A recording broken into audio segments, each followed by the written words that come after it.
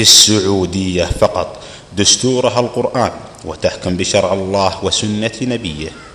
في السعودية فقط المدارس والجامعات مجانا، وتقوم الدولة ببعث الطلاب إلى الخارج على نفقة الدولة.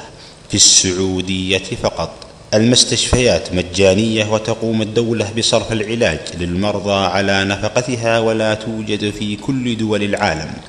في السعودية فقط المرأة جوهرة مصونة تظهر بكامل حشمتها وعفتها ومحفوظة كرامتها، ولا يستطيع أحد كان أن يمسها بشيء، ولا توجد في جميع دول العالم. في السعودية فقط لا يوجد أماكن للبارات والمراقص والملاهي الليلية، وتوجد في جميع دول العالم.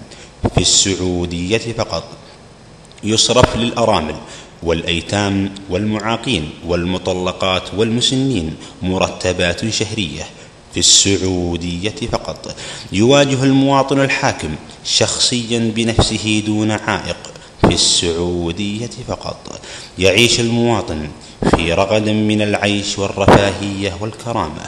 في السعودية فقط يعيش المواطن في الأمن والأمان، ويذهب لأي مكان تارك أسرته دون خوف عليهم، ولا توجد في جميع بلدان العالم.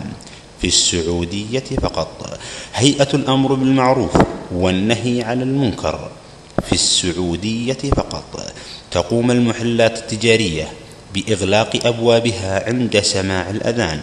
في السعودية فقط يحتضن الأجانب ويعيشون أفضل العيش على أرضها معززين ومكرمين. المملكة العربية السعودية دولة محسودة على ولاء شعبها لحكامها، وما تعيش به من نعمة من فضل الله، وبالله التوفيق.